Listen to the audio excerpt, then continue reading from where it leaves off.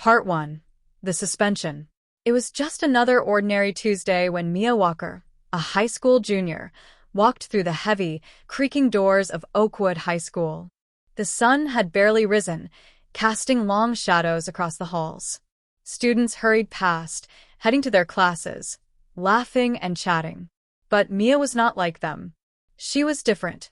Her hair, a thick, curly crown, proudly framed her face. It had always been this way, her natural hair that she refused to straighten or change.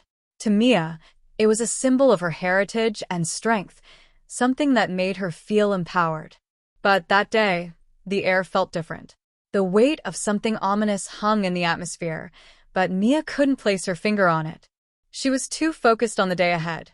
English class, history, and then, if she was lucky, some time to hang out with her best friend, Sarah, in the cafeteria. As she walked down the hallway, her eyes caught the flashing fluorescent lights that buzzed overhead, but everything seemed normal until she reached the principal's office. "Ms. Walker, I need to see you." "Now?" Mia turned in surprise. The voice came from Ms. Wainwright, the assistant principal, standing just outside the office with her arms crossed. She had a stern look on her face, and her sharp eyes made Mia's stomach flip. "Is everything all right?" Mia asked, though her gut told her something wasn't right. Ms. Wainwright didn't answer. She simply motioned for Mia to follow her inside. The room was eerily quiet as the door creaked shut behind them. Principal Hughes, a tall, broad-shouldered man with cold, calculating eyes, sat behind his desk, flipping through papers as if Mia wasn't even there. "Ms. Walker," he said, his voice steady but cold. "We need to have a discussion about your hair." Mia froze. Her heart pounded in her chest, and she blinked in confusion. "What about my hair?" "You know the school policy," Principal Hughes said, not looking up from his paperwork. "It's clear that your hairstyle, while beautiful, is a distraction to the other students. We can't have it causing disruption." Mia's pulse quickened, her hands trembling. "But this is how my hair grows naturally. I haven't done anything to it." Ms. Wainwright stepped forward, her face devoid of emotion. "It doesn't matter, Mia. You're in violation of the dress code. We've received complaints, and we're left with no choice but to suspend you for the day. We'll discuss this further when you return." Mia felt as though the ground was slipping from beneath her. She had never been suspended before. The thought of it made her sick to her stomach. Her natural hair, a part of her identity, was the reason for this punishment. It didn't make sense. It wasn't fair. "I'm not going anywhere," Mia said, her voice trembling with a mixture of fear and anger. "This is wrong." But Principal Hughes stood up, his eyes narrowing. "The decision is final. If you don't leave now, we'll have to escalate this." Mia turned and walked out of the office, trying to hold back the tears that threatened to spill. Her mind raced. How could they do this? How could they suspend her for something so trivial? She felt humiliated, small, but she was also determined to make things right. As she passed through the hallway, her eyes met Sarah's, who had been waiting outside the principal's office. Sarah rushed over, concern written all over her face. "Mia, what happened?" she asked. "They suspended me for my hair," Mia whispered, her voice cracking. "I don't know what to do." Sarah's eyes widened in disbelief. "This is ridiculous. We're going to figure this out, okay? Don't worry." But Mia wasn't sure if there was any fixing this.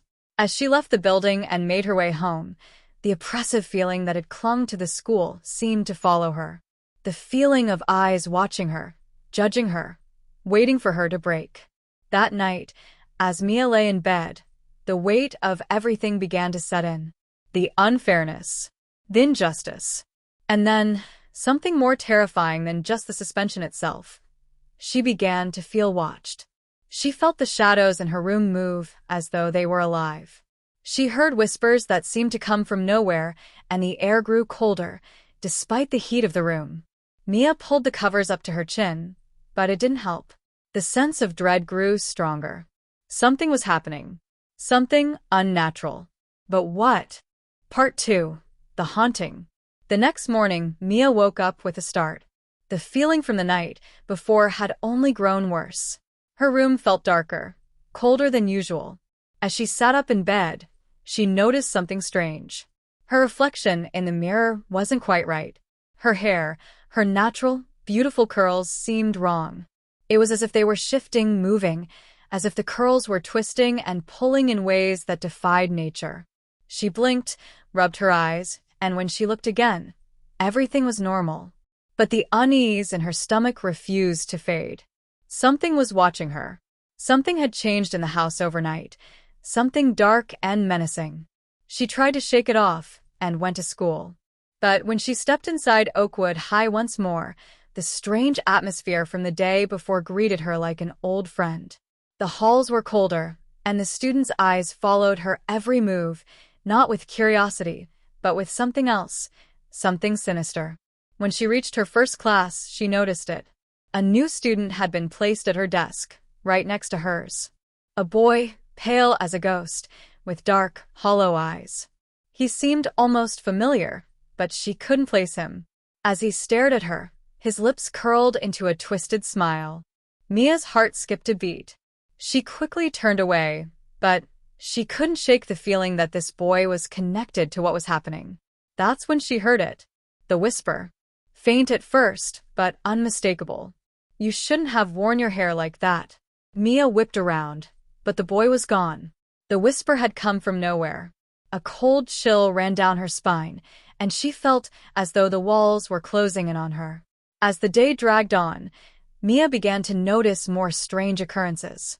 The lights flickered, casting long, eerie shadows across the hallways.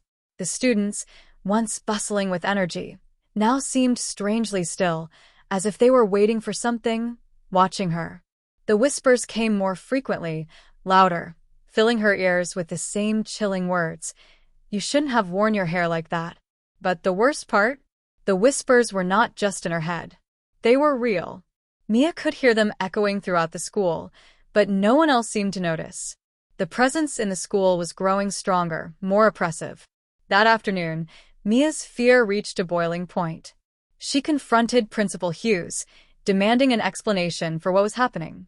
But when she entered his office, something was off. The room felt wrong, darker, colder, as though it was no longer the office she had entered the day before. And then she saw it. Principal Hughes wasn't behind the desk anymore. His face was pale, his eyes glazed over, and his mouth was twisted into an unnatural grin. His form began to blur, becoming something else entirely.